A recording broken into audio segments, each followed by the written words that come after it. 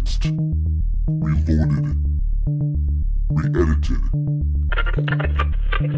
Sometimes we get so deep into conversation that we have separate segments worthy of their own place in the sun.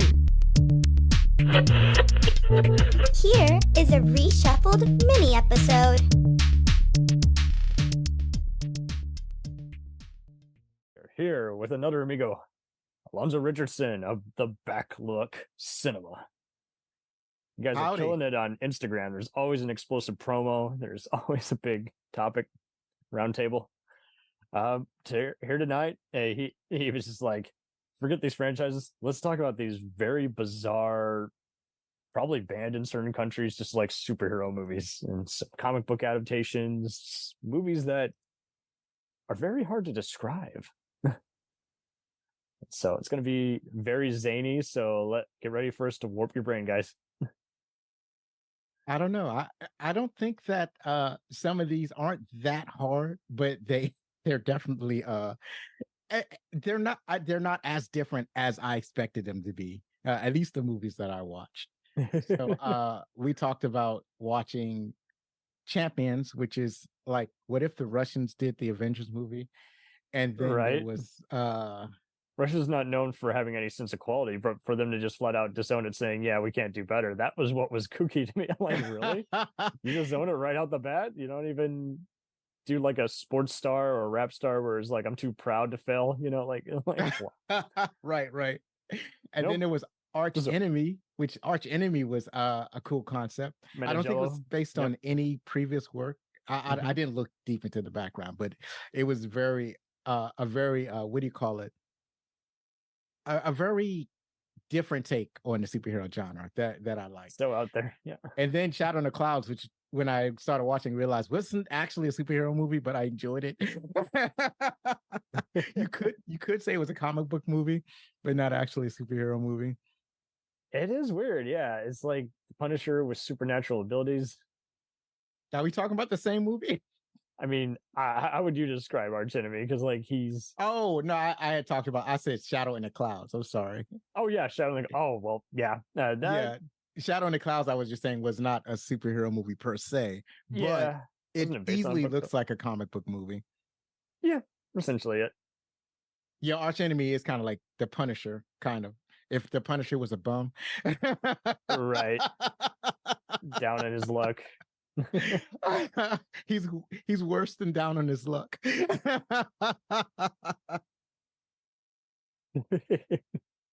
I had a few other ones. V for Vendetta, a movie I don't feel gets talked about much, and then I had a few other obscure ones like the 90s forgotten and abandoned Fantastic Four. I don't know that I liked the 90s Fantastic Four. Oh, wait a minute. Yeah. Is that the one? Is that the Roger Corman one you're talking about? Or was? Yeah. Oh, I've never seen that one. Not exactly. Looks like the superheroes themselves are mainstream, but the movie itself is rather obscure. But I think if I'd imagine the movie, I would imagine it's a conventional superhero movie, just done at an extremely low budget. Lovely. I mean, it definitely, you're going to look at this and it's like, yeah, this is only acceptable if it's like a CD-ROM game or a Babylon 5 type episode. The effects are very outdated. Right. But they were outdated before they even came out. And then it didn't come out. Yeah, that's Roger Corman for you. And that movie was only made for rights purposes. So, when you do something for rights purposes, you get what you get, I guess. What were the other ones you saw or that you wanted to talk about? We can circle around. I had a few other ones and I'm just trying. So this isn't based on a comic, but it was a TV show on UPN back in the day. You might have heard about this show called The Sentinel. Yes. Right. I love that show. It's so kooky. A lot of people have seen it, but would forget its name. And so cool that you were there when it happened, but it's just so funny. It's like you look at it and like the Sentinel was so cool. The funny thing about it was that it was... He sensed everything. well, the funny thing... Well, there are like comparisons to like the Marvel Universe of people who had the same power set. Like Wolverine was kind of like had those powers Luke where he had Cage, super sensory perception. You know, he could smell things and he could see things. And I mean, really, Superman had a similar power set too. It's just that that wasn't his main abilities. Right. So yeah, but I love the Senator because he would just, I forgot even how he got his powers. You know, he's just a regular dude, and I guess he was like a soldier, CIA or something like that. And somehow he gets his powers. He got like radiation, as you do. He uses powers to solve crime, and then suddenly it was gone. You know, somebody did a YouTube video. It's like, if there was a show that you wanted to bring back, what would it be? I need to put that on the list. I love that show. It was just fun. Bruce A. Young is another talented character actor who's been around for a while. And Richard Burgay, this is like the only time he played a good guy. The rest of the time, he's always been a big bad. You know, what's funny is that since we're talking about superhero shows, like TV shows, there were so many superhero TV shows. So a lot of these are before your time. So there was one called Misfits of Science. I don't know if you I've always heard of it. I've always seen clips and always wanted to watch it. Right. So Misfits of Science is fun. The funny thing about Misfits of Science is that it stars this very tall black man. And this very tall black man was also the original Predator. Well, yes, the actor that they used for the Predator movie. He was in Predator 1 and Predator 2. So obviously the original Predator was Jean-Claude Van Damme, but it didn't work out, so they had to get another actor. He should have just sucked it up and done that, man. You know? No, I'm glad he didn't do it, because the suit that they had him wear is like, he was like an insectoid alien, and I'm like, oh man, that looks horrible. I'm not feeling that at all. I guess. I mean, but how cool would it be to sign autographs years later and be like, I got beat up by Arnold in a movie? Right. Yeah, that well, he could still do it. They're still doing expendable franchises, so there's still a chance. I think they killed him at the end of Expendables too, so maybe not. No, he's still alive, but in part 3, but it's all good. I mean, right. That's a very comic book logic movie franchise, so no telling. Also, there were ones that were done for little kids. So there was Electro Woman and Dino Girl. I really like that one. Electro Woman and Dino Girl, not to be confused with Shark Boy. You know, Dinah is like a dynamo. I see it. Oh, it's by the Croft. Right. Sid and Marty Croft. Oh, and it was part of their family of shows. Deidre Hall. What the hell? Oh my god. What's interesting is that they recently, like a couple of years ago, they did a remake of Electro Woman and Dino Girl, so with modern aesthetics and whatnot. And I love the remake. I bought the remake. I love the remake. I felt like it was a proper tribute to the original kids show. That's insane. And of course, there's the classics like the $6 Million Man and the Bionic Woman. Those are definitely superheroes. I think there was some more really obscure shows that were like they had Nightman or Night Guy or something like that. There was something called the oh shit, I forgot. The Mantis. That's what it was. The Mantis. Oh, that's right. You remember that one? Yeah. I think it was by some of the same producers. A full superhero. There was also one called The Cape. I didn't really watch The Cape, but I knew it was a thing. People knew about it more from what's it called? Freaking Community making fun of it. I didn't watch Community, so I don't know. Oh, it's fine. But Keith David later comes on the show, and as an inside joke, they then say, "Hey, you were on The Cape, weren't you?" No, I wasn't. You say no, I wasn't. Yeah. And you believe it because it's Keith David. Right. And Keith David is like just amazing. He's like, no, that's you, son. So also there were some Saturday morning cartoons that they had a lot of live action like superhero. They did something called the Kids Superpower Hour with Shazam. So that's super obscure. And it's more like a Shazam show, and that the kids that were, I guess, teamed up with Shazam were live action, and then Shazam was the cartoon that they were basically hosts of a cartoon show. So maybe not real superheroes, but that was fun. Also, if we go back to the movies, there's what do you call them? The Mystery Men. That was fun. Oh yeah, and I Probably one had of my no favorite idea ones. for the longest time it was based on a Dark Horse comic. I'm like, for Oh, I real? didn't know either. I didn't know either. I always thought it was like an original property. It It just was grew on up. TV Yeah. so much, I thought it was a hit, but it flopped back in the day, and it just took a Yes. while to recoup. Yeah, it did flop, but it was so good. I don't understand why it flopped because it was so good. I had such a great time with that movie. Yeah, So one of the things I noticed with most of the movies that are obscure, they're basically just telling similar stories. It's like they're not vastly different. The only thing is that they tend to take more chances with what they can do with their heroes because we don't know like the whole mythos behind it. Like we know like the backstory of the more popular heroes. We don't know the backstory of these other heroes. So there's a chance that they can die, or there's a chance that they can change in some unexpected ways or things like that. So like in the ones that I saw, like in Guardians, it just seems like they were just trying to copy the Avengers. It wasn't like they were trying to do anything that was fun fact, it actually those characters got repped on the podcast, the Who Would Win show, which features fictional battles between characters. right. The guy repping him just loves infamous movies, and he's just like, I'm gonna have these guys, and he actually won. I guess it's that polar bear with the minigun. I don't know. Yeah, it's not a polar bear, it's a grizzly bear. But yeah, Grizzly bear, my bad. it's a grizzly bear, and he has a gun strapped to him. It's on Tubi and both dubbed and right. subtitled. I wish I had watched the subtitle version because the dub version is fully awful. So in a dub version, there's like really bad ADR, and it doesn't.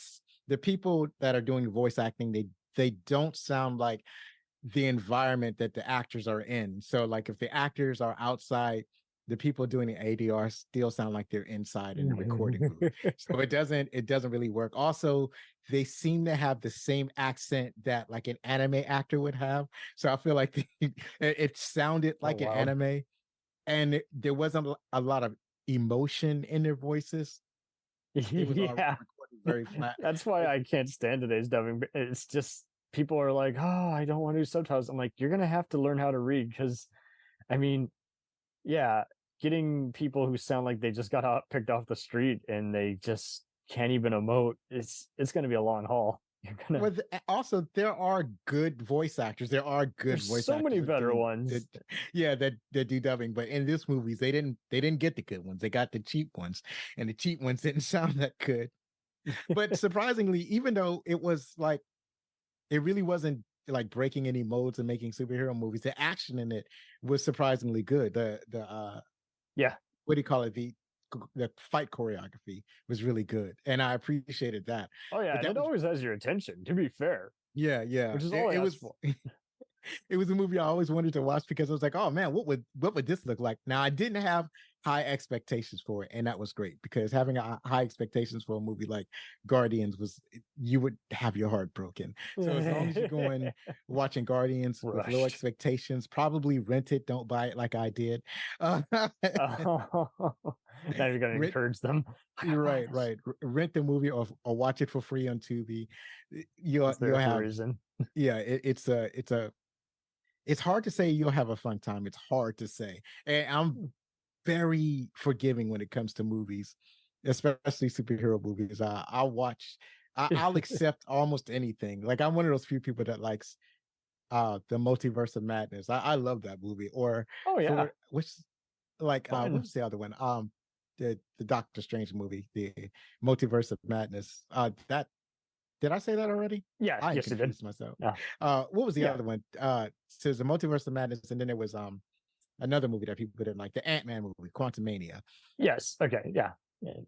So I like those. There are a lot of people didn't like those. Everything you have to kind of wait to kind of the hype to die down for a while, just so, because the way the internet's set up now is like everyone wants to instantly go on and see the first clickbait article, why this movie is the best. Why this movie failed to recoup. And it's like, oh Lord, if you know why you do or don't like this, what's keeping you? Just speak for yourself. Yeah, they're already doing that with the Marvels, so not surprisingly. Yeah, and even people who don't care are gonna just click on it just out of curiosity, and it's like, stop giving these guys time and money. Right.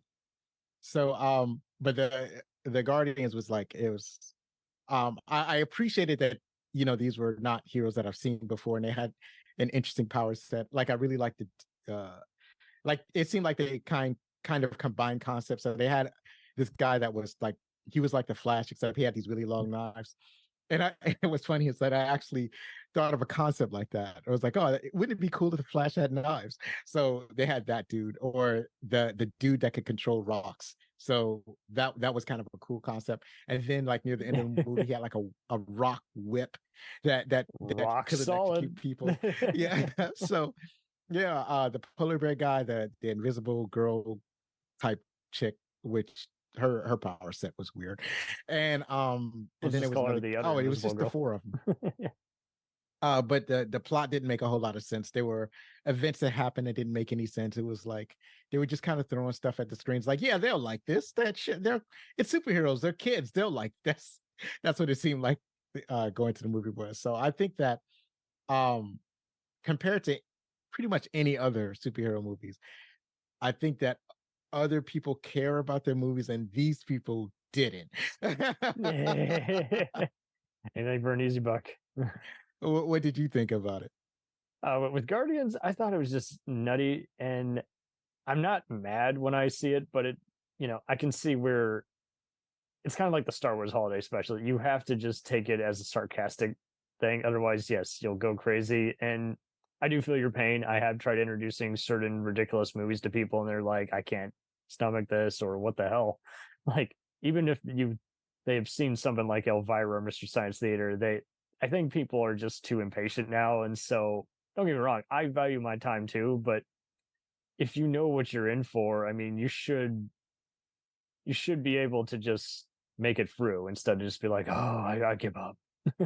Yeah, I wouldn't want to drag anybody to see Guardians. That was just for me. I'm just surprised that you saw it.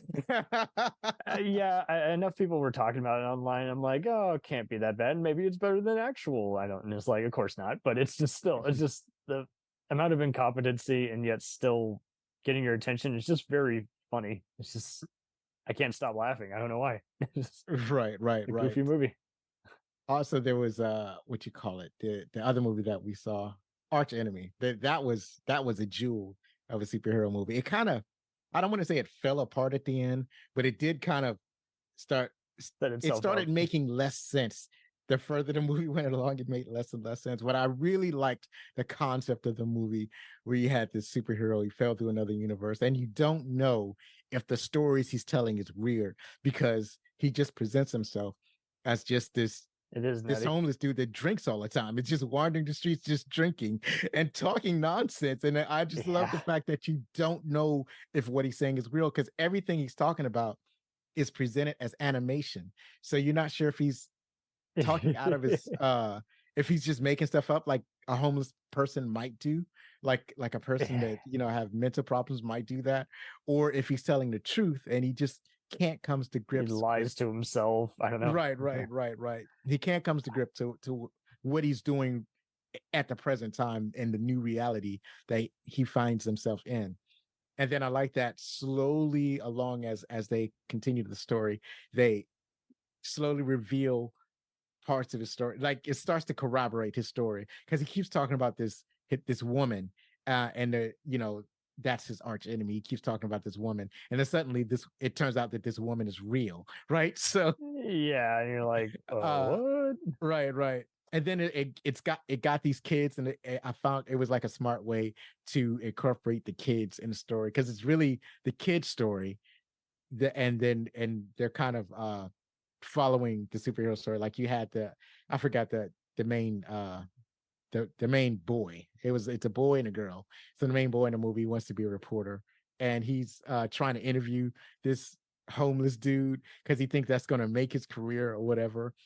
and it starts to work. It actually starts to work. It's like he's just writing what this dude is telling him, and it's working. But then he gets caught up in this adventure because his sister is a drug dealer. So it's just wow. Yeah. And I like that there's a certain part of the movie where it's like the boy is he goes to like I guess a website publisher or whatever, and he's asking for an advancement or a chance to prove himself. And at the same time, parallel to that is his sister. She goes to like the main drug dealer or her boss drug dealer or whatever, and he calls himself the manager. And she's doing the exact same thing. She's asking to be given more responsibility. He wants the opportunity to get a chance to make him more money or make the organization more money. So I thought that was brilliant. And then they start to go off in their separate paths, and the boy is successful. The girl almost gets them killed, and they're kind of saved by this weird dude who keeps telling people that he used to be a superhero. Yeah. Oh Lord. But like I said, it kind of falls apart at the end. So what was your take on it? Did it make sense to you?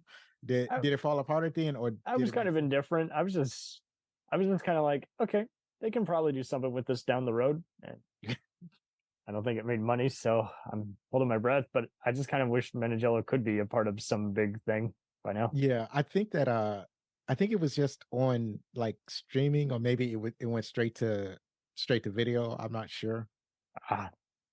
Question. I felt like just a couple more passes through the edit. Like there was one part where the sister goes looking for her brother, and she tracks him down to, the tower at the end of the movie, the office building.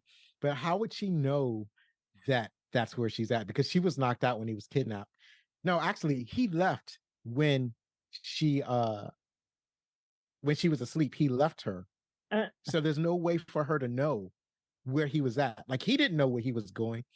He just wrote a note saying, I'm going to go and find like what's his name or whatever he wanted to find. But there's no way for her to know where he was held at.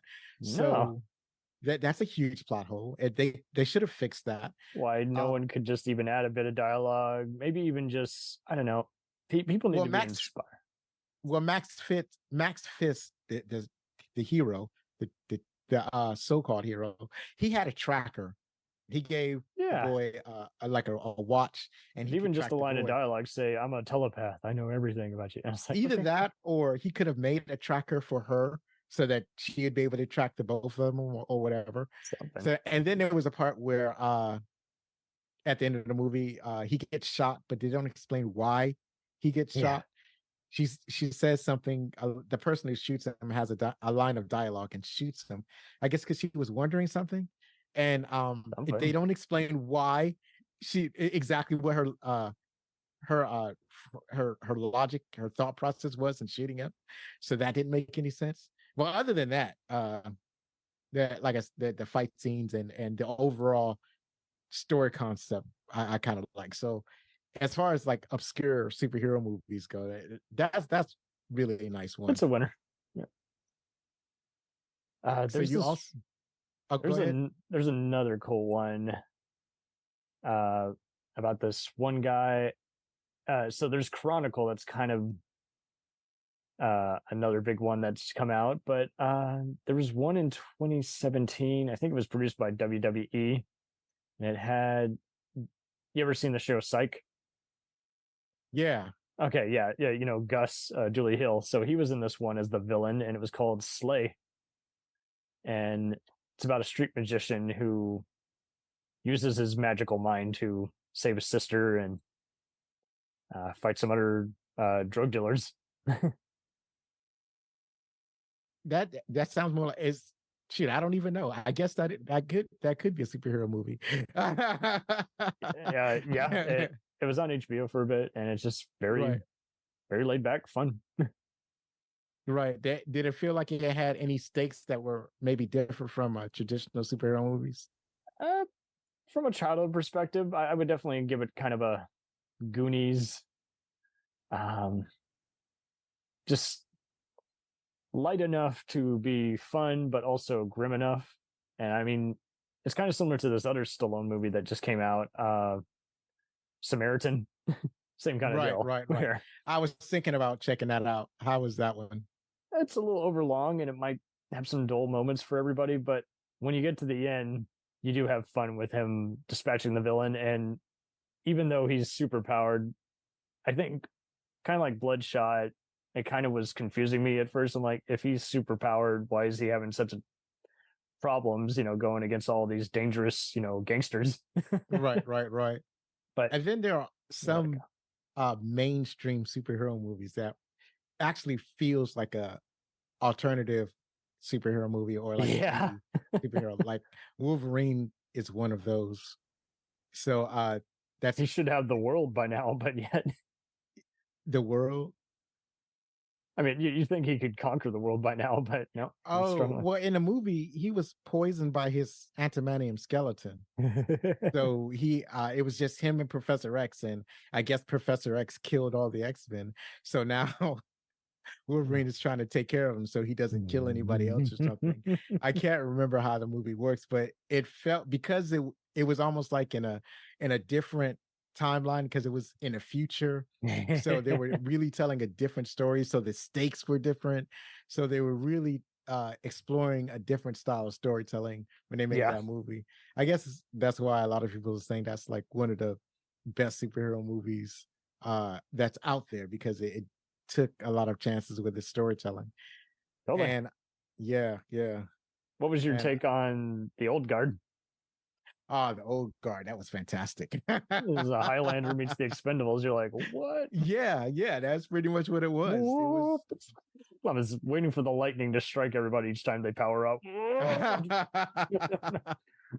Yeah, that was a good movie. And I think that is based on a comic, and I think that's an example of, like, when you start to walk away from what we normally see in superhero movies, you can start to get a little bit of experimentation. Like, what most people like to do is like, well, let's take an analog of Superman and just have him like be really evil and self-centered, right? Right. But selfish villain. Right. But I think that in a lot of ways there are some shows and movies that are kind of walking away from that type of analog and trying to do different types of experimentation.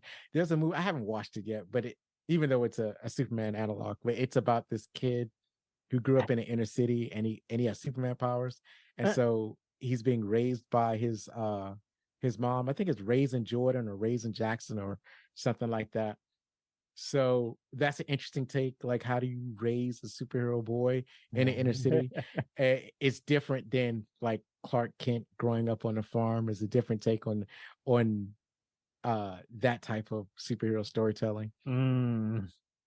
Gotcha. And then there's the other one that we watched, Shadow in the Clouds. So like I said, that's not necessarily a superhero movie, but it's kind of a divergent what's the other one? Hunger Games kind of movie, minus the being forced to fight to the death, but just surviving. I'm not even sure if I would call it a Hunger Games movie. It's more like it's like two types of movies. It's combining like three genres. So there's a horror genre, maybe just two genres, a horror genre and a military drama.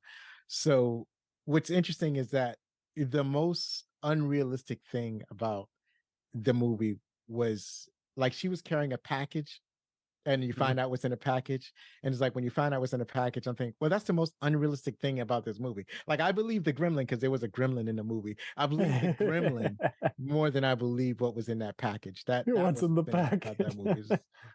The thing that was in the package, it just wouldn't work. And I won't spoil it here or now. They're doing the Pulp Fiction trick. What's in the briefcase? Yeah. We'll return after these messages. Hey, it's Brent Pope, the host of Breakfast with Brent Pope. You've seen me on some of your favorite TV shows saying things like, "Give it up, Jimmy. You got to sink this putt to win." On Breakfast with Brent Pope, I sit down with guests from the entertainment world, and we do it all over breakfast. Or should I say Brentfast? Every week on Breakfast, you get inside Hollywood info and tips, great breakfast recs and foodie debates. Most of all, you get the most delightful 30 minutes of your week. So dig in. It's Breakfast time. Listen at Breakfast.com, Apple Podcasts, or wherever fine podcasts are found. Welcome to the Better Call Daddy Show, the #1 podcast where we admit no matter what happens, Daddy has the advice we need to fix our problems. Introducing my dad, Mr. Wayne Friedman. That was good. It would be nice if you could also sing a song. What would the song be? You love Paris in the springtime. I just made up some words to it. I love Rena in the springtime. I love Rena in the fall. That's right. That's good enough. What I do is interview people of interest, share it with my dad, and get my dad's advice. My dad is my hero. Nobody's got my daddy. Oh boy, let's go to Grandpa. If you like to be a little rebel, I tried to rein you in. I have a daughter named Rena that acts just like I did. She's got a son that is not only just like me, but it's just like her. I'm your host, Rena Friedman Watts. Invite your friends, subscribe, and I'm excited to take this journey with you. Let's dive in. She was teasing this guy with this sword, and she accidentally cut his dick. Oh my God, I'm dying. And then he started to enjoy it. I started going down the phone sex rabbit hole. You've got the wankers, and they jerk off in 5 seconds, and then they're done because A, they don't want to spend money, and B, they're quick. My stepfather had mania. If I'm yelling at one of my kids, that fear, that rigid fear. Mom even said to me, I hope you have a kid just like you. There are lots of people that are being bought and sold right now for profit. If you think you're going to kill yourself, shut up and kill yourself. If you're not going to kill yourself, then shut up, smarten up, and it's all on you. The bullshit has to end. Wow. When I was 11 years old, I was raped and molested over the course of a year. What Jeffrey Epstein had was a sickness inside of him. I am Evan Castrilli Carmichael. I could do anything that I believe that I can. I'm so excited too. Let's go. Next on Better Call Daddy with my mom and my grandpa. Stay tuned.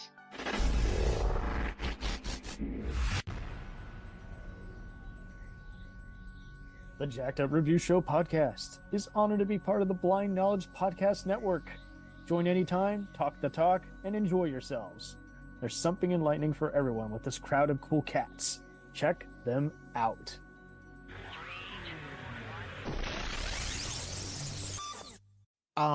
But I think the most fascinating about that is that in that movie, you just focus on the female star the entire time. It's like the whole movie story from her point of view. Like you follow her from where she's forging these documents to when she gets on a plane. Mm-hmm. And then when she gets on a plane, she's forced to go. She's on a flying fortress. So she gets into that bubble with the machine gun that you see in World War II movies, because this takes place in World War II. And she's in her entire time, like the entire time she's in the bubble, she's having these conversations with the other crew members of this huge plane. But the camera never pans to the crew members as they're talking. Like you'll see an image of the dude that she's talking to in her mind briefly, but for the rest of the movie, while she's in that part of the plane, that's where the camera is focused, and it focuses on how claustrophobic the entire environment is. So yes. It's just her in that bubble. You hear the other crew members talking, but the camera never goes to them. It's just from her perspective, listening to the crew members through her headphones. And then when she's able to get out of the bubble gum turret thing, she's on the rest of the plane, but then that's the action follows her. It doesn't follow anybody else. So I think that's the fascinating about that movie, is just the camera just being on one person the entire time. I kind of felt like I was watching Castaway. Oh, nice. By the way, I just found out that movie technically is a Christmas movie. Oh, well, that's good. I was looking for a Christmas movie to watch. I so many other ones. Enemy of the State, Brazil. I'm like, I had no idea those were set at Christmas. I know what I'm watching. Well, it's kind of hard to say that Castaway is set at Christmas, because he's I guess it starts at Christmas and it ends at Christmas. I guess you can look at it that way, because he's there for like at least a year or several months or something like that. He's there on the island for a while. And I think when he gets back home, it's Christmas time. So yeah, I guess in that way it is a Christmas movie. That movie is definitely due for a rewatch. There you go.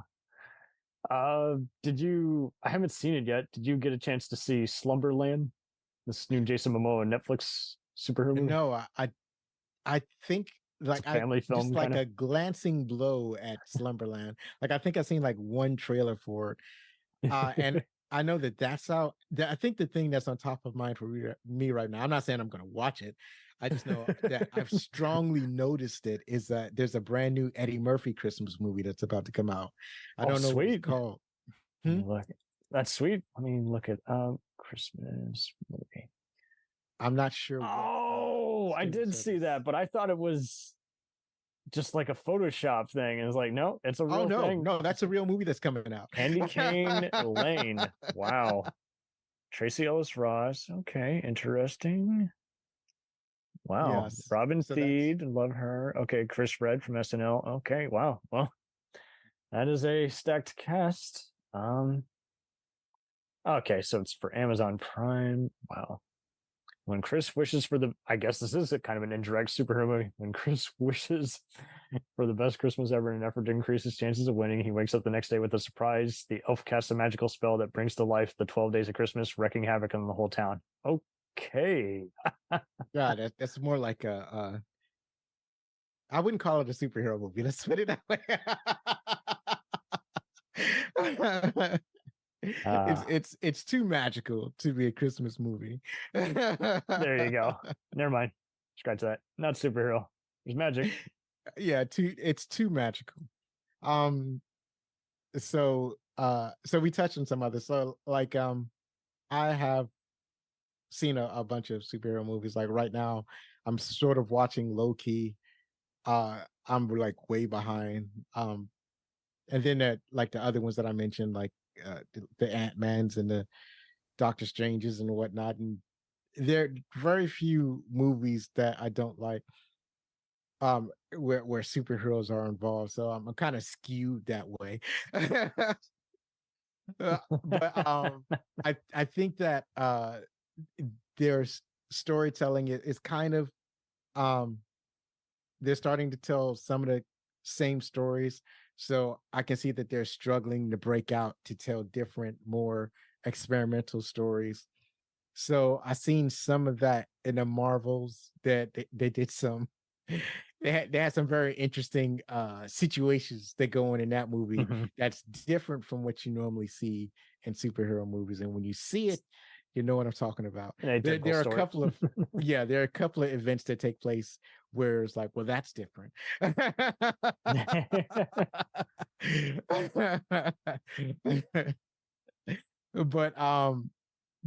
like the other ones, that the obscure ones, you can like I say, it's a lot more taking chances. There are a lot more experimentation, but it's still the same. Like there's a person, you got superpowers, and usually they're trying to solve a problem of some sort. Man, oh man. So, have you seen a lot of superhero movies lately? I have, and I definitely am with you. I do feel like Multiverse and Shang-Chi were like the last big ones that I'm like, see, this is agreeable. I could put this on any day. I like how Doctor Strange 2 goes into some horror, dark fantasy elements and time warping, and Shang-Chi is just a fun martial arts film with a homages to other action movie blockbusters. Right. I mean, there's a speed type homage in the opening. I mean, that's how you begin a movie, baby. What's also interesting is that it seems like the Spider-Man movie can't fail. So you've had in the last year they had people love Spidey. Yeah, he can be in a bad script or a performer that's divisive offset. People are still going to see it because, like Batman, they love the character. Yeah, I don't remember anybody being all the divisive. Who was divisive and who was playing Spider-Man that was divisive? Oh, Garfield, I know, was pissing some people off, but see, that's just it. Like his wacky nature kind of worked for that character because, Peter Parker can be arrogant and full of himself. So I'm like, okay. Well, also, that's not him. That's more like that's what the director wanted. Like he just gave the director the character that the director wanted, because most people are used to seeing Peter Parker as like this super nerd. Like he's like really he wears glasses, is really into books and the science. They're not used to seeing him like being cool and skating through the corridors of his school. So this is definitely, the director wanted a cooler take on Peter Parker, and that's not what people are used to seeing. So I think that's what people are sort of rebelling against. And then when you had the newest Spider-Man, what's his name? Tom. What's his name? I can't remember. My brain is mush right now. We're warping our brains here. Yeah. So with the latest Spider-Man, I think his name is James Webb, the James Webb Spider-Man. I can't. I remember his last name is Webb, and it's easy because it's a guy who's a director. His name is Webb, and he directs a Spider-Man movie. It's too perfect. So, anyways, with those movies, you had the actor was really playing towards what people are used to when they see Peter Parker, like the super nerd that's being nerdy, and then he gets superpowers. But the twist is that it's a super nerd in a nerd school. Like his bully is just another nerd that's bullying him, right? So and all of his friends are nerds. So it's like, so the latest Spider-Man movie, the live action, that was what's it called? Never Go Home, Can't Go Home Again, Not Returning Home, something like that. And that had like multiverse elements. You brought all the Spider-Man together. And then there's Across the Spider-Verse, the sequel to the first Miles Morales Spider-Man movie. And then they just released the Spider-Man 2 video game for the Sony PlayStation 5. And that's a big hit. People are calling that like the best superhero game ever made. I was like, really? Better than the Batman video games? And some people are saying, yes, better than the Batman video games. Get used to it, because that's how we feel. So yeah, you have but they're all pretty much following like the formula. So I am looking forward to more experimentation. No diminishing returns. I don't think so, because I enjoy it every time. Good. It's like watching the same movie every year, and except with different characters. Like I like A Christmas Story is like one of my favorite movies. It's my favorite Christmas movie, and it's just one of my favorite movies of all time. And I can watch that every single year. So if you bring me a superhero movie that's only slightly different from the previous one that I just watched, I'm probably going to enjoy it. Like I don't have that much problem with the repetitive storytelling, but at the same time, it can't be too much of the same. Or I guess I'm averse to what people call superhero fatigue. But when people say superhero fatigue, I think about the story itself, not people getting tired of watching superhero movies. Mm-hmm. It makes a difference. I mean, I feel everything has an audience. It's just everyone needs to just kind of chill out in a way and just say, okay, we're just chill. Yeah, it's just a story. Relax. It's just a movie. You don't have to see it if you don't want to. Mm-hmm. No one is forcing. Yep. So, are you watching some of the shows that are out now? There are lots of very popular, obscure. I'm caught up on a lot of the more obscure ones. I definitely need to get back to watching Pennyworth. Yeah, that's Alfred a choice. When he was a spy. Yeah. And before it was Pennyworth was an obscure channel that I didn't get, so I never got around to watching that. What were the other ones you were watching? Gotham, I would recommend. I know some people didn't care for the first few seasons, but if you watch the whole thing, I think you'll like where it goes with it. There were definitely some things that I liked about Gotham. I liked the depiction of the Penguin. That's probably one of my favorite things about the show. But yeah. I kind of things started getting busy, kind of fell off track, and never really got back to watching that. But that's more of a mainstream superhero anyway. It's supposed to be. I remember when Gotham first came out, they was selling it to me as the Gotham Police Department. But then it kind of morphed into a lot of Batman. I was like, well, there's way too much Batman in this Gotham show. Yeah, no kidding. It's like, and then Batman meets not Batman, but Bruce Wayne meets Selena Kyle. Selena Kyle, she was wonderful. There's no way that she doesn't know that Bruce is Batman when they grow up, right? There's no way that they spend way too much time together as kids. So that's never going to work. And the actor that played Selena Kyle, she's had such an adult face to her, right? She was like, it's like a little kid with an adult face. It looked weird to me. Yeah. Not to say that the girl was weird. I don't know why they went with that kind of youth, but they did. Yeah. Right. Maybe an actor that was playing younger than she really was. I'm not sure what was going on there. But then there's like right now, there's The Boys and Oh yes, Invincible. need to catch up on that. But yeah, it's another one where I wouldn't say they're anti superhero, but it's not where you expect it to go. They're not anti-heroes, they're villains that are pretending to be heroes. So there's actually there's actually Gen V. That's what I was thinking of. Like The Boys. Are you caught up on The Boys? Are you not all the way? I do need to see Gen 5, but yeah, I mean, Homelander, it's so wild how you'll still see people even missing it. I'm like, you don't want to be Homelander. yeah, you don't want to be Homelander. It's just a fun take on superheroes. That's very non-traditional superhero storytelling. And it really focuses on the moral like issues that some of these people have. Like I really liked how like the main thrust of the show is Starlight. She's always, all the superheroes want to be part of the Seven. They all want to be like the stars of the superhero universe. And then she gets a chance to be a member of the Seven, and it's not what she thought it was going to be. And now she's faced with these moral issues. Like, now what do I do now that these people, these heroes, aren't the heroes that everybody thinks they are? They're not the heroes that I thought they were. And they're they're actually, they feel like pretty bad people, right? Have you seen the comic? I want to get into the comic. I know some people are like, oh, the show's better, and other people are like, oh, it's pretty much the same. What's your takeaway? The comics are the superheroes in the comics are much more gross than how they're depicted in the show. Right? They had to tame down the show to make it palatable. It was like, there's no way we can put these events from the comic. They'd be too douchey for us to want to follow them. Yeah, I mean, not just douchey, but it's like there's no redeeming quality in the comic. I tend to think that the show was a little bit better in the comic because the comic was written by somebody who didn't like superheroes.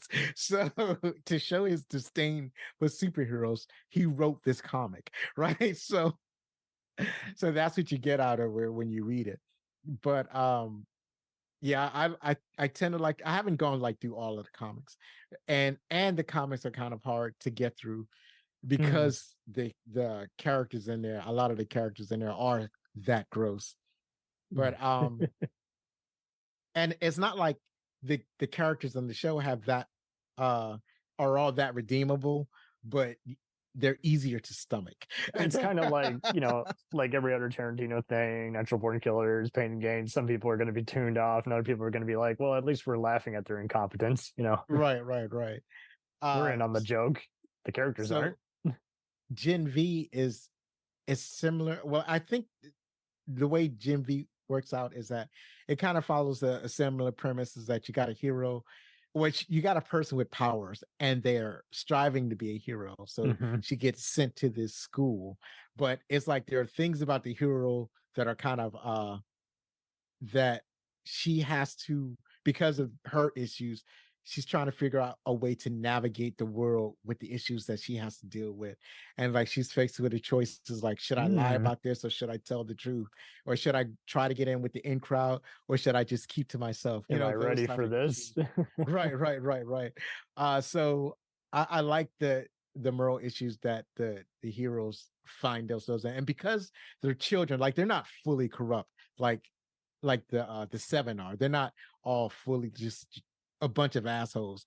They're just kids, and they're all kids trying to figure out how to navigate the world. Like, you got some of them that are really bad, but then you got a bunch of them, the ones that the show focuses on, they're just starting out. They're just trying to figure out, who they want to be when they're fully mature. So the show is fun in that way.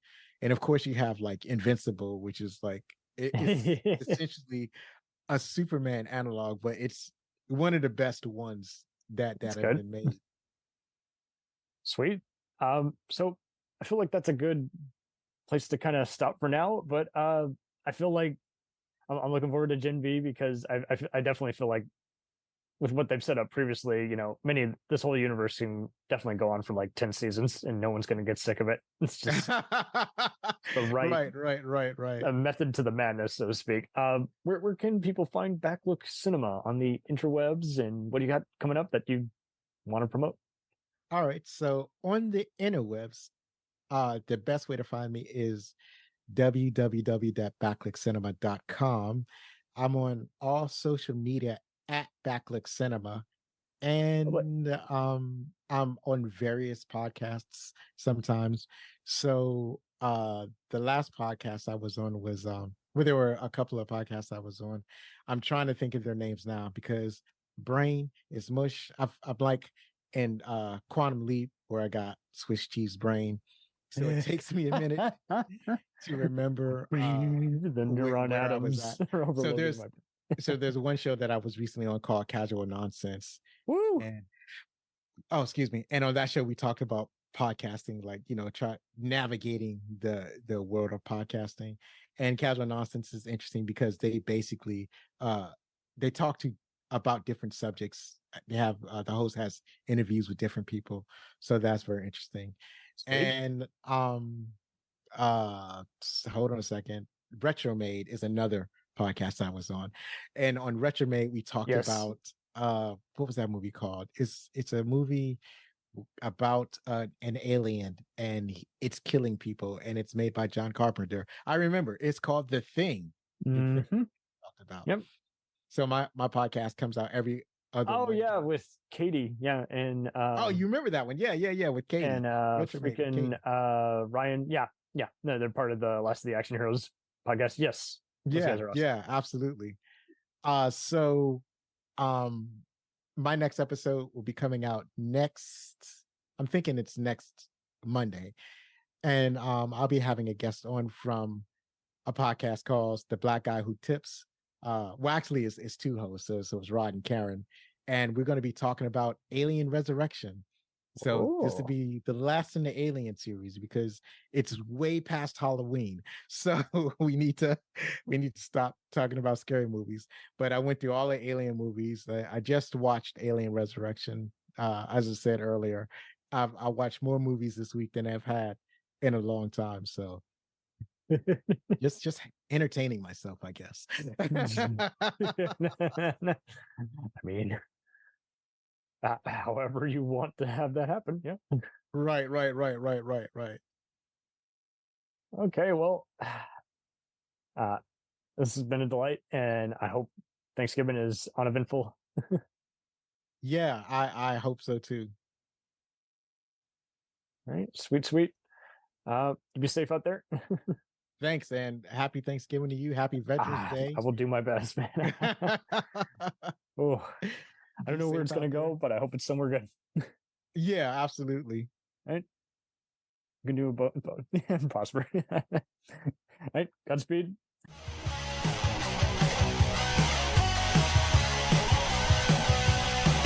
Follow us on the web on Facebook, Twitter, and Instagram. The podcast is available on Podbean, Spotify, iHeartRadio, Anchor, Apple, and anywhere else podcasts are available. Feel free to review our show and leave comments on any of those sites. Thanks a million for listening. It's a jacked up review show. It's a jacked up review show. Jacked up review show.